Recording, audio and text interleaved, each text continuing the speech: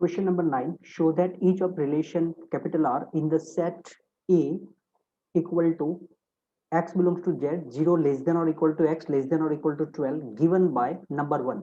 R is equal to set of order pair AB, where modulus of A minus B is multiple of 4. And second one is capital R equal to set of order pair AB, where A equal to B is an equivalence relation. Find the set of all elements related to 1 in each case. Okay. तो हमें दोनों में ये prove करना है कि जो relation है वो इक्विवेलेंस है। तो फर्स्ट की बात कर लेते हैं। अब फर्स्ट में जो रिलेशन दिया है वो है are containing set of order pair AB, where modulus of A minus B is multiple of 4. Modulus of A minus B is multiple of 4. तो इसको हम ऐसे भी लिख सकते हैं, order pair AB such that modulus of A minus B is multiple of 4, that is 4 into M, where M belongs to N union singleton 0. Okay, तो ये हो जाएगा हमारा रिलेशन। अब बात करते हैं सबसे पहले रिफ्लेक्सिव की। तो रिफ्लेक्सिव मतलब ए के साथ इटसेल्फ, ए का पेयर।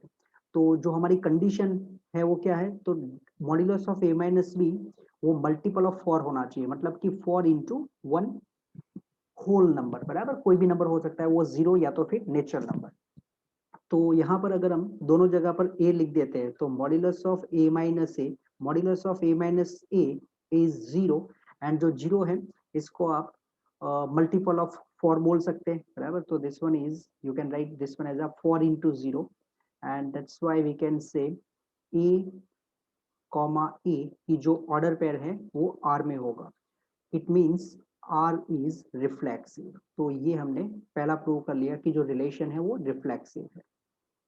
अब बात करते हैं सिमेट्रिक की।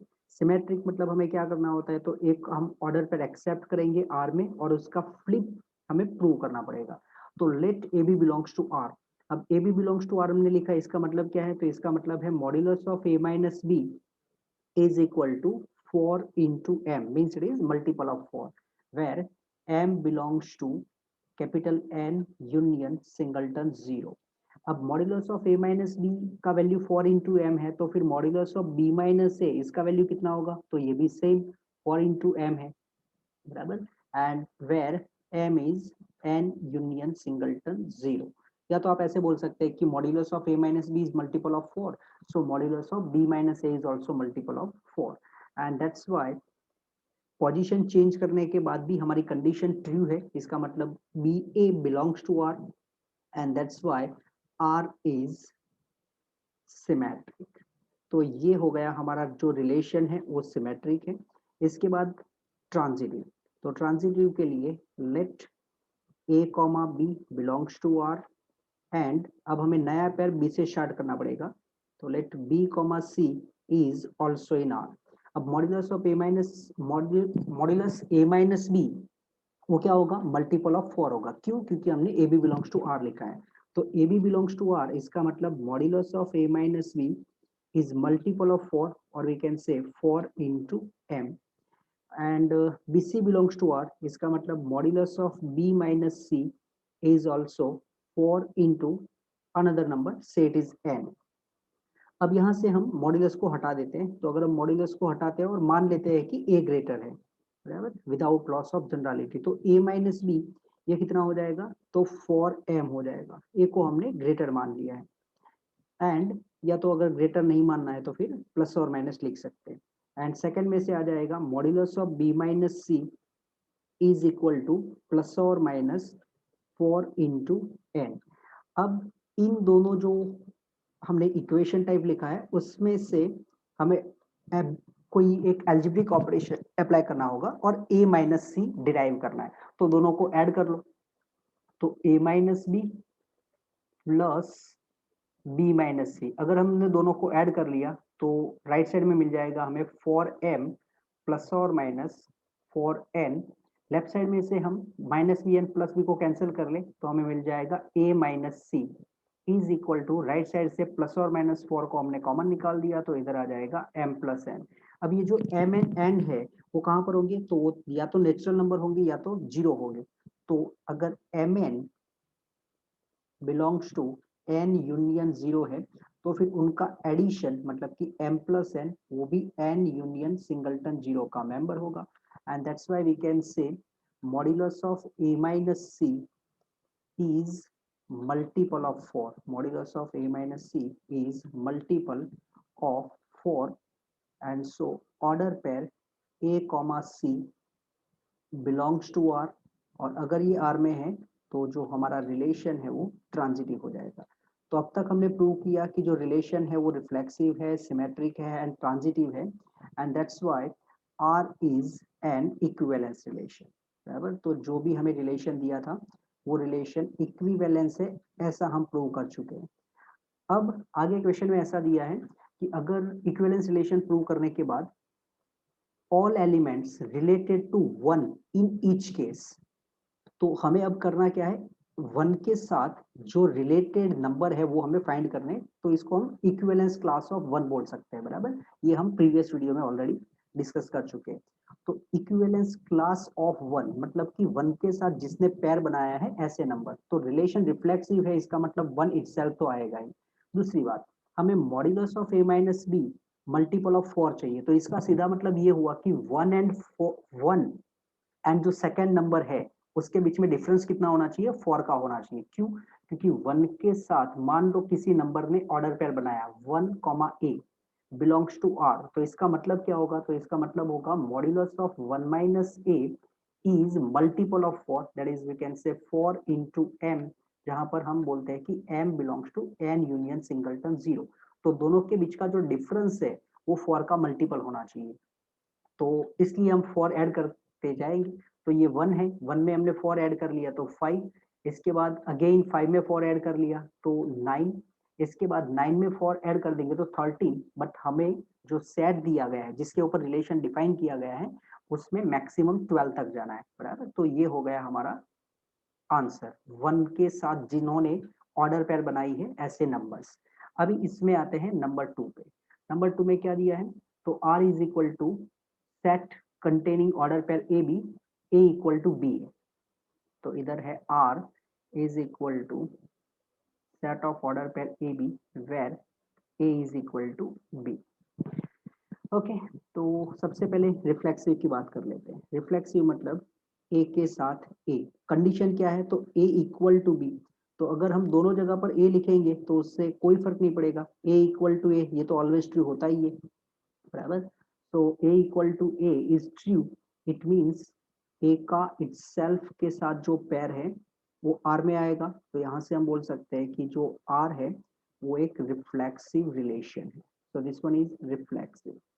नाउ सिमेट्रिक, तो सिमेट्रिक के लिए हमने एक ऑर्डर पे ले लिया, let a comma B belongs to R. अब a comma B belongs to R इसका मतलब क्या, a इक्वल टू बी। अब a इक्वल टू बी बोलो या b इक्वल टू a बोलो, दोनों सेम ही होगा, तो a equal to B it's same as b equal to a। तो हमने क्या किया, दोनों की पोजीशन चेंज कर दी, तो भी हमारा जो प्रॉपर्टी है, जो डेफिनेशन है उसको कोई फर्क नहीं पड़ता। बराबर, a इक्वल टू बी, बस हमें तो ये दो नंबर इक्वल चाहिए, तो यहाँ पर b इक्वल टू a है, इसका मतलब B A belongs to R and B A belongs to R, इसका मतलब जो r है वो एक सिमेट्रिक रिलेशन है।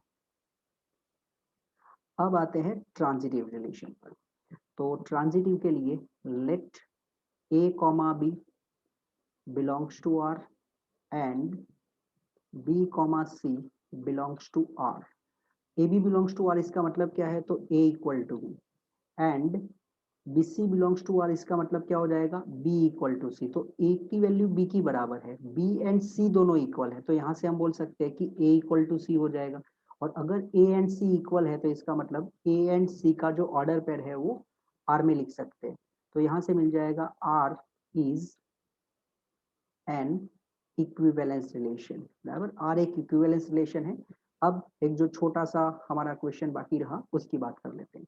उसने क्या बोला है कि all elements related to 1 in each case, मतलब वापस 1 के साथ जो भी इक्विवेलेंस, जो भी रिलेशन बनाने के लिए तैयार है ऐसे सारे नंबर, तो 1 का इक्विवेलेंस क्लास, इसका मतलब कुछ ऐसे बोल सकते हैं x such that 1x belongs to r। बराबर, 1 के साथ जिन्होंने पेयर बनाई है ऐसे नंबर। तो मान लो कि x ने 1 के साथ पेयर बनाया है, तो कंडीशन के हिसाब से क्या होना चाहिए, 1 इक्वल टू x, बराबर। तो x की वैल्यू क्या आई, सिर्फ और सिर्फ 1 ही पॉसिबल है। तो इसका मतलब equivalence class of 1 contain only one element and that is 1 itself. ये हो गया हमारा क्वेश्चन नंबर 9। ओके, अब आगे चलते हैं। क्वेश्चन नंबर 10 है, give an example of a relation which is number 1 symmetric but neither reflexive nor transitive। तो एक एक खत्म करते हैं। सबसे पहले तो हम रिलेशन डिफाइन करेंगे। तो रिलेशन डिफाइन करने के लिए मान लो हमने लिख दिया on the set containing 1 2 and 3। Relation क्या करना चाहिए, तो सिमेट्रिक होना चाहिए, रिफ्लेक्सिव नहीं होना चाहिए एंड ट्रांजिटिव भी नहीं होना चाहिए। तो रिलेशन लिख देते हैं कैपिटल आर। सबसे पहले हमने लिख दिया ऑर्डर पेयर 1 2। सिमेट्रिक बनाना है तो इसका फ्लिप भी लिख दिया 2 1 और फिर इसको हमने स्टॉप कर दिया। तो ये जो रिलेशन है 1 2 आर में है, इसका फ्लिप 2 1 भी आर में है, बट ये रिलेशन ना तो रिफ्लेक्सिव है ना तो ट्रांजिटिव है, बराबर। ये ऑलरेडी हमारी बुक में एग्जाम्पल है, या तो शायद एक्सरसाइज में ही ये क्वेश्चन है, तो इसमें हम आगे ज्यादा बात नहीं करते। अब आते हैं नंबर 2 पे। नंबर 2 में है, ऐसा रिलेशन चाहिए जो ट्रांजिटिव होना चाहिए बट ना तो रिफ्लेक्सिव होना चाहिए ना तो वो सिमेट्रिक होना चाहिए। चलो ठीक है, तो उसके लिए कैपिटल ए, वापस कैपिटल ए लिख दिया हमने 1 2 3। और हमें इसके अंदर क्या करना है, ट्रांजिटिव रिलेशन होना चाहिए बट रिफ्लेक्सिव एंड सिमेट्रिक नहीं होना चाहिए। तो हमने बस एक ही ऑर्डर पे लिख दिया 1 2 और फिर इसको स्टॉप कर दिया। तो ये रिलेशन ट्रांजिटिव हो जाएगा बट रिफ्लेक्सिव एंड सिमेट्रिक नहीं है। क्यों, तो इसका रीजन सबसे पहले रिफ्लेक्सिव की बात कर लेते हैं। तो यहाँ पर 1 तो ए में है बट 1 एंड 1 का जो ऑर्डर पेयर है वो आर के अंदर नहीं लिखा हमने। तो इसका मतलब ये हुआ कि ये जो रिलेशन है वो रिफ्लेक्सिव नहीं है। So this one is not reflexive. Symmetric क्यों नहीं है, तो सिमेट्रिक नहीं है इसका रीजन ये है कि 1 2 बिलोंग्स टू आर है, बट उसका जो फ्लिप है वो 2 1 वो तो हमने आर में नहीं लिखा, इसलिए ये जो रिलेशन है वो सिमेट्रिक नहीं है। एंड ट्रांजिटिव क्यों है, तो ट्रांजिटिव होने का रीजन ये है कि 1 2 तो हमने लिखा बट 2 से हमने कोई नया पेयर स्टार्ट ही नहीं किया, that's why it is transitive.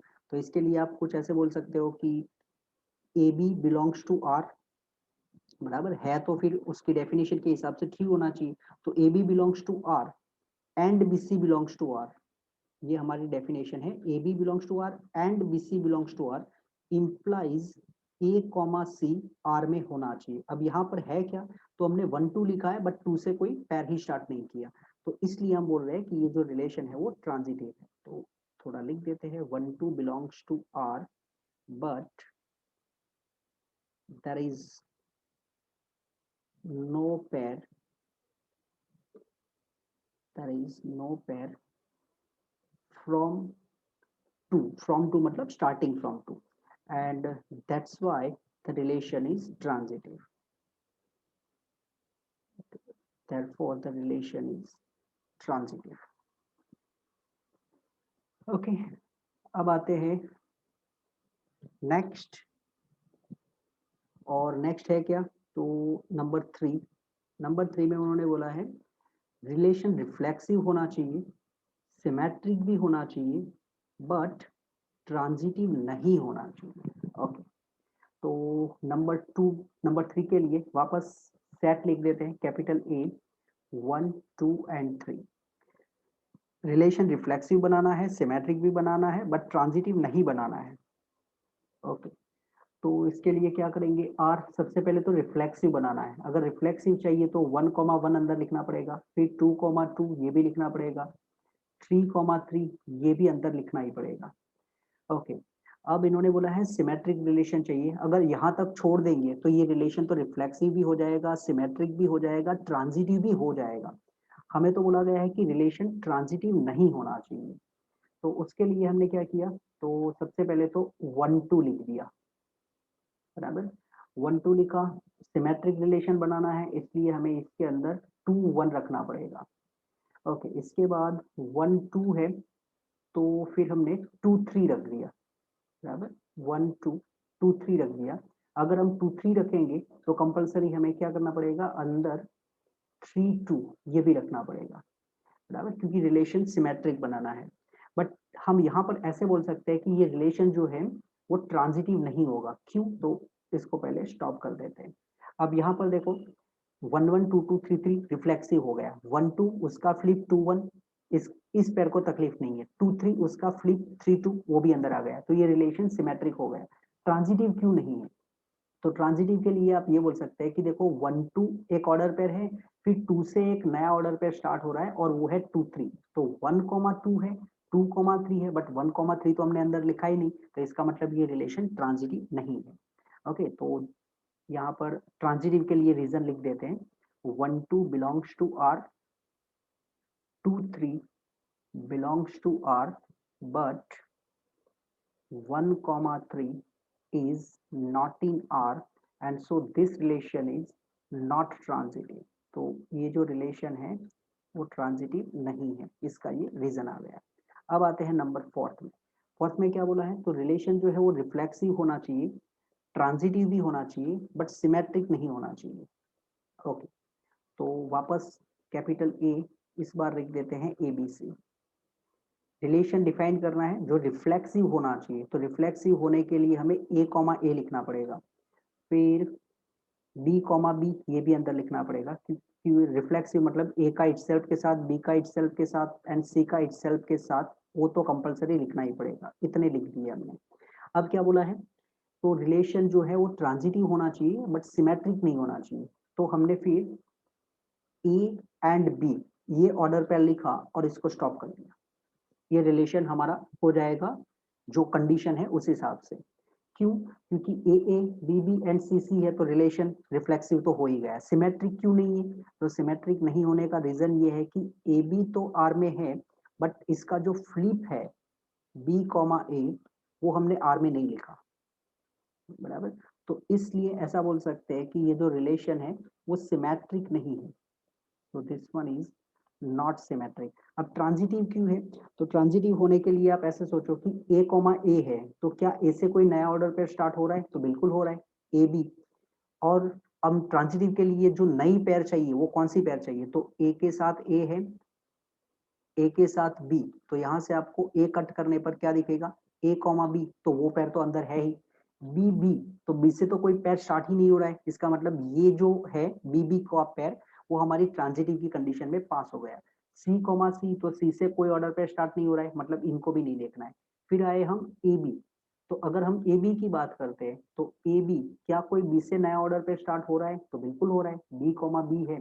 But इसको भी अगर हम ट्रांजिटिव के लिए चेक करना चाहे तो यहाँ पर ए बी आएगा, और ए बी तो ऑलरेडी अंदर लिखा हुआ है। तो इसके लिए आप क्या बोल सकते हैं कि अगर एक्स वाई आर में है, बराबर, if X Y belongs to R, Y Z belongs to R, implies X comma Z belongs to R, तो इसलिए हम ऐसा बोल रहे हैं कि ये जो रिलेशन है वो एक ट्रांजिटिव रिलेशन है, बराबर। वो हमने थोड़ा इन जनरल में लिखने के लिए एक्स वाई जेड का यूज किया है। अब आते हैं नंबर 5 पर। नंबर 5 में क्या है, तो जो रिलेशन है वो हमें कैसा चाहिए, सिमेट्रिक होना चाहिए, ट्रांजिटिव भी होना चाहिए, बट रिफ्लेक्सिव नहीं होना चाहिए। तो ये तो नंबर 5 जो है वो तो सबसे सिंपल है, कैपिटल ए, इसमें हमने लिख दिया A, B एंड C। अब कैपिटल आर, रिलेशन रिफ्लेक्सिव नहीं बनाना है, तो रिलेशन को रिफ्लेक्सिव नहीं बनाना है तो हमने सिर्फ A, लिख के बंद कर दिया, बस इतना काफी है। अब इससे क्या हो जाएगा, तो एक तो आप ऐसे बोल सकते हैं कि देखो B कैपिटल A में है, बट B का इटसेल्फ के साथ पेयर जो है वो R में नहीं है, तो इसलिए हमने बोल दिया कि ये रिलेशन जो है वो रिफ्लेक्सिव नहीं है, बराबर, ये रिफ्लेक्सिव नहीं है। सिमेट्रिक क्यों है?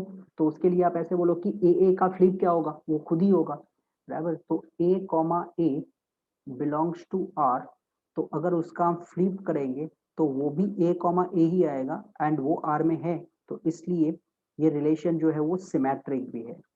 And third one, transitive. तो ट्रांजिटिव के लिए आप ऐसे सोचो कि A, है, फिर ए से कोई नया ऑर्डर पे स्टार्ट हो रहा है, तो बिल्कुल वो खुद ही है और तो कुछ है ही नहीं, बराबर। तो यहाँ से हम ऐसे बोल सकते हैं कि ए बिलोंग्स टू आर, फिर वापस A, belongs to R, बराबर A comma A belongs to R implies A with A belongs to R and therefore R is transitive. ये जो रिलेशन है वो ट्रांजिटिव है, ए का इटसेल्फ के साथ पेयर, फिर वापस ए का इटसेल्फ के साथ ही पेयर है, तो अगर हम इन दोनों को कट मारेंगे तो भी ए दिखेगा और वो ऑलरेडी हमारे रिलेशन में है, that's why this one is transitive relation. Okay, so this one is end of question number 10.